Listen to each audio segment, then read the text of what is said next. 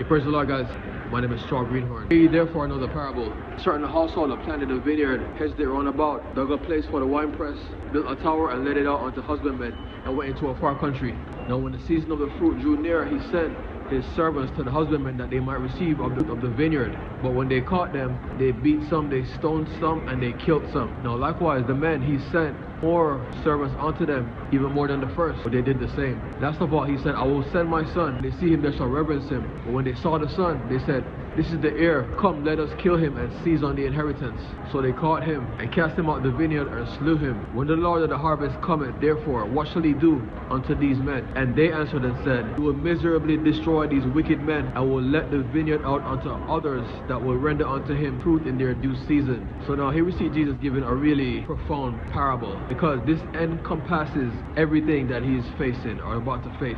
It summarizes and it puts all the players and the characters in place where they belong. A lot of people can say that they are this and that, but then when you line them up against the measuring board, they prove to be something else. As many shall say in that day, Lord, Lord. A lot of people will say, but where do you actually fit? Because these chief priests, elders, scribes and Pharisees, the Sadducees, all these guys, they were claiming that they were the men of God. They were the ones with God's vision and God's message. They were the ones that God trusted. They were the ones that God was setting as the example. They were the ones that knew the way. They were saying all these things. But when you line everybody up and you put them in their correct places, he said let the wheat and the tares grow together. So now everybody's thinking that they're a wheat. Nobody will ever say that they're a tare. But it's going to be so many that fall.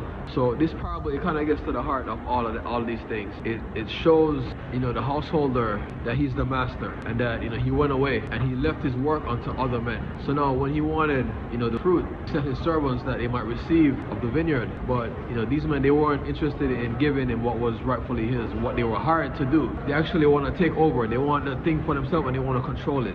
They have no interest in being stewards. They want to be owners, and they'll do anything to get it. And they misunderstand strength and power of this householder, that he is the Almighty God, and that there's nothing that is out of his reach. And people will really be who they are, and that's why it's good to know what's right and to follow that and don't go with the crowd. Because I'm wondering, of all these men, how many of them knew in their heart to do the right thing, but just because everybody was doing something else, they followed. They didn't speak up. They didn't stand away.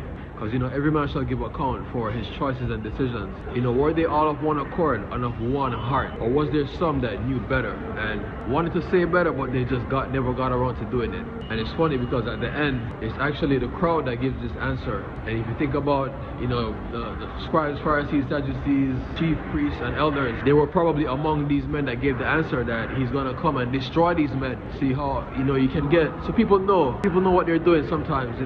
It's just that if you make it obvious that it's about them, they're going to get defensive. But if you get them to relax enough and let them focus on something else, they'll give you the true answer, because they know that that's what is going to come to these men that deny the Lord of the harvest his fruit, that want to take over and run things and do things their way. It's funny how disarming parable can be. He said that I will open my mouth in parables, I will utter dark things that have been kept secret since the foundation of the world. When the disciples said, why speakest unto them in parables? Jesus said, because it's given unto you to know the mysteries of the kingdom of heaven, but unto them no.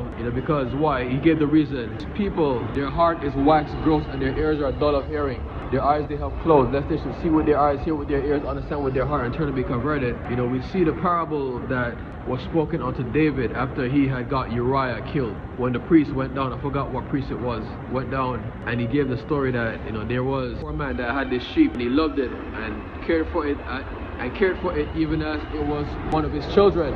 He said that it did eat of the meat of his table and even slept in his bed, and he described some other things. And he said that there was a rich king that had a friend come from a far country, and instead of slaying one of his sheep and giving him that meat to eat, instead took this poor man's sheep. And David was wroth and said, where is that man? He shall die. David said, where is that man? Let him die to death. And the priest said, thou art the man. And that's when David went down in sackcloth and ashes and fasted and mourned and prayed. But God said, the sword shall never depart from your house. How disarming a parable can be. Because, and let me say as a side note, it's nothing but respect for the patriarch. for David, for Israel, and for all of them, Moses, Joshua, Abraham, Isaac, all of them, all the patriarchs. Because I see sometimes people, they'll try to put themselves on their level. Like, they'll say, well, David was an adulterer, and they'll speak in such a way that you can see that they're saying, because he did that, I am better than he is. I say no, I hate when I see people do that. I really do. It's nothing but respect for the patriarchs.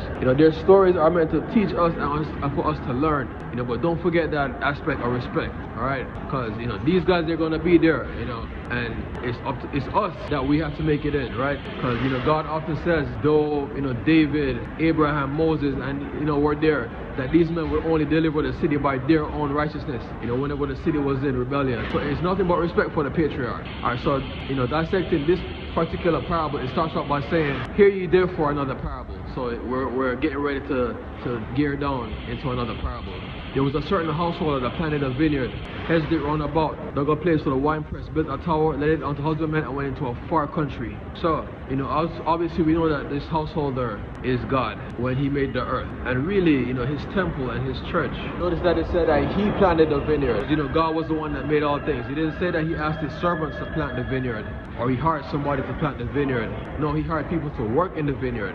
For all things were given unto Adam in the garden. So that's the first thing to know, is that he planted the vineyard. It didn't say that he made his servants do it, even though they could, because he was the author of all creation. The parable of the for the day, when he went out to hire laborers into the vineyard for a penny for the day, starting from the 1st hour, the 3rd, 6th, 9th hour, all the way up to the 11th hour, and then they murmured at the end saying, these last ones worked only 1 hour, but you paid them the same that you paid us. That's the same parable, just explained in a different way, or focusing on a different thing. So he planted the vineyard, hedged it round about, to, I don't know, purpose of what this serves, but I'm imagining it keeps everything organized, and maybe keeps certain animals from coming in there, scavenging off dividing the intersections, how to take care of it. Dug a place for the wine press, to make where they squeeze the wine into grapes, the grapes into wine.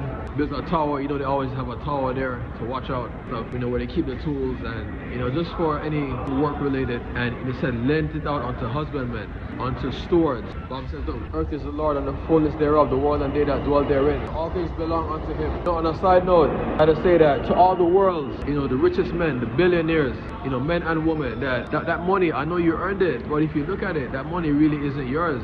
That money, you are a leader in this place. It's your job to make sure that people have what they need. For anyone that thinks that, they look at their billions and they look to gain more, and it's just money saved.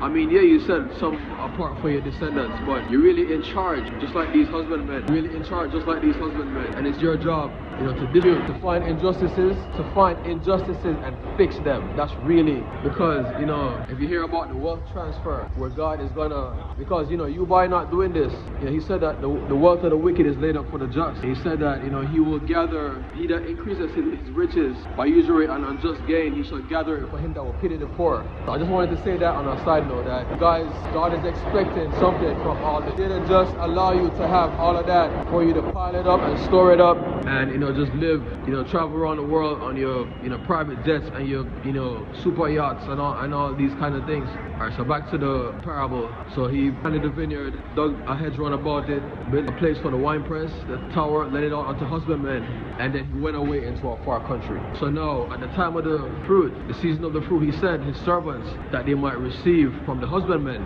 But then the Bible says that they beat some, they stoned some, and they killed some. And likewise, he sent more, and they did the same unto them. So now, where's the real application of this in real life? These husbandmen are not just, those of the faith. It's basically everyone with a leadership position in this world, I would say. It's not just limited to the temple or the church. God's people, man, it's really looking out for the people.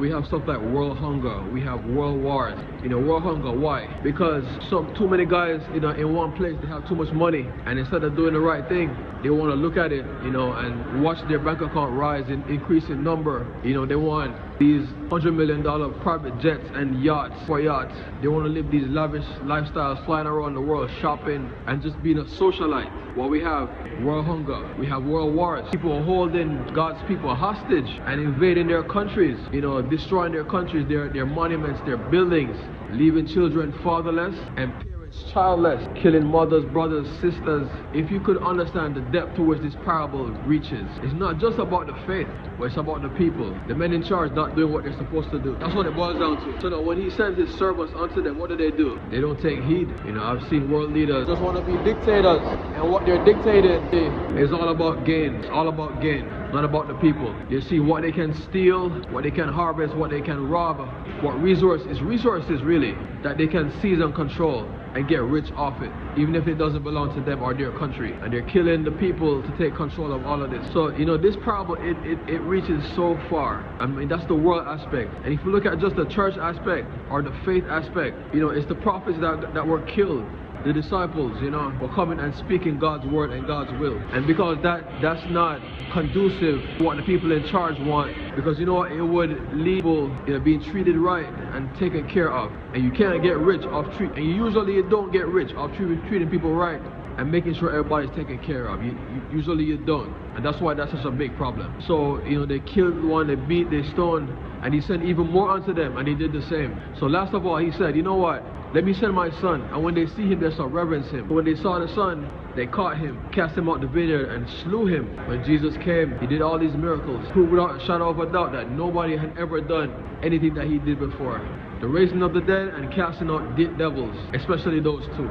Nowhere, anywhere you see anybody. If you check any other faith in the world, I've never seen anybody cast out devils or bring anybody back from the dead. All these other faiths, they never ever, you know, mention demon possessions or the devil or demons or stuff like that. You know, how are you going to fight the enemy that you don't even know that's there? At least, you know, we know people die and, you know, maybe they could bring some back. I've never heard that in any other faith. And, you know, Jesus, he really was setting everything in order for his kingdom. But, you know, why did the chief priests, elders, scribes, and Pharisees, why did they have him killed? Because he was drawing the people to himself.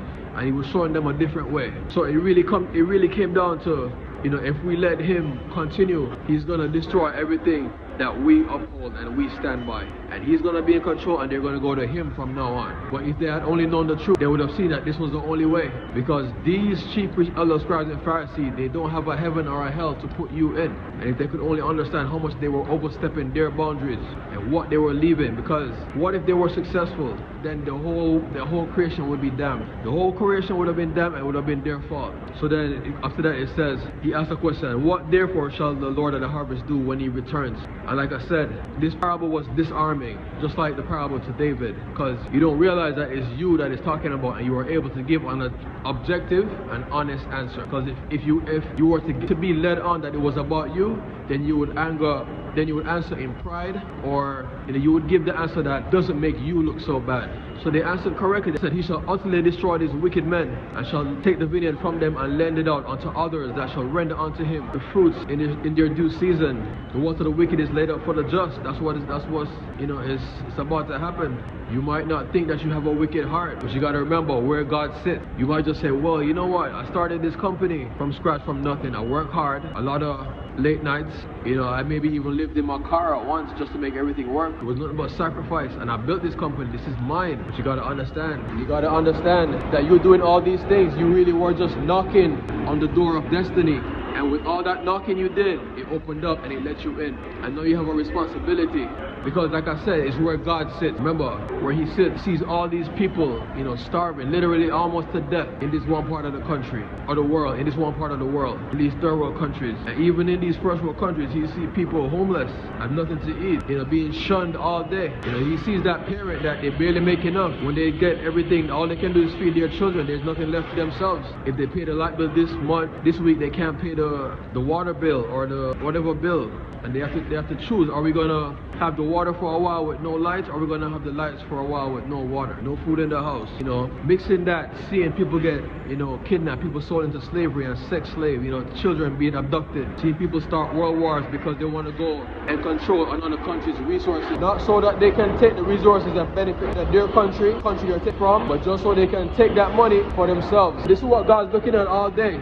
And God sees way worse things than this. This is what God looks at, this stuff all day, and that's all he sees. So then when you come and say, well, you know, this is my company, you know, I built this up, and I can do whatever I want with it. You know, it is yours. And that's why sometimes it's better to not ask for. That's why sometimes if you know what's good for you, you just, you know, stay home. You live a simple life, you know, do what you can, you know, honor God and everything. Don't ask for power. That's why sometimes it's good, you know, you just don't ask for power. Because you don't know what you're asking for. You're not ready for what's gonna come with that and what God is expecting. Because at the end of the day, it's Him you're gonna stand before. You can be as defiant as you want. Be as defiant as you want. When you stand before Him, it's gonna be something.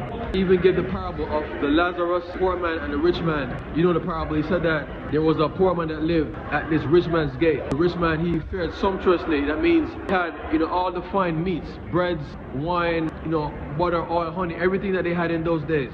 And the rich man, he begged just for the crumbs that would fall. No, the poor man, he begged just for the crumbs that would fall from the rich man's table. And he didn't even help him out. Now think about that. It was the rich man's stuff. He didn't owe this poor man anything. It was the rich man's money. It was his animals. Everything was his. And he didn't have to help anybody. It was his. However he got it. I don't know if he earned it. It was passed down to generation, you know, wherever it came from. And when he died, what happened? The Bible said he lifted up his eyes in hell. You got to understand that this stuff that God is looking at all day. So while you're there saying that, well, you know, I don't have to, or you know, whatever it is that you might be doing. My name is Straw Greenhorn.